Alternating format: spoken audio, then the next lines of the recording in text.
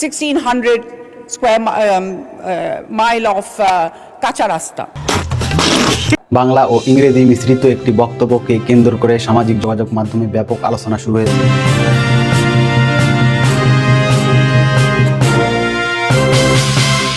সংসদের বাজেট অধিবেশনে দেওয়া ওই বক্তব্য বিএনপির দলীয় সংরক্ষিত নারী আসনের সংসদ সদস্য জেবা আমিন খান অংশ নেন। মঙ্গলবার 2026 অর্থবছরের প্রস্তাবিত বাজেটের উপর বিরোধী দলীয় সংসদ সদস্যরা বক্তব্য রাখছিলেন।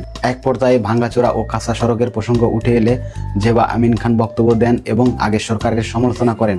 তার বক্তব্য তিনি বলেন, দেশের বিভিন্ন অঞ্চলে এখনও প্রায় 1600 মাইল কাঁচা রাস্তা রয়েছে, যা অত্যন্ত খারাপ অবস্থায় রয়েছে। তিনি দাবি করে এই পরিস্থিতি মূলত অতীত সরকারের সময়কাল, অনিয়ম ও দুর্নীতির ফল। তার ভাষায়, উন্নয়ন প্রকল্পগুলো অনেক বড় হলেও সাধারণ মানুষের জীবনমান উন্নয়নে যথেষ্ট প্রভাব ফেলেনি। তিনি 11 মিনিটের বক্তব্য তিনি বারবার বাংলা ইংরেজি শব্দ মিলিয়ে কথা বলেন। The rastas are very bad situation. তিনি বলেন, আগের সরকার দেশের সম্পদ লুটপাট করেছেন এবং প্রকৃত উন্নয়ন থেকে সাধারণ মানুষ বঞ্চিত হয়েছে। একই সাথে তিনি বর্তমান সরকারের কিছু উদ্যোগের প্রশংসা করেন।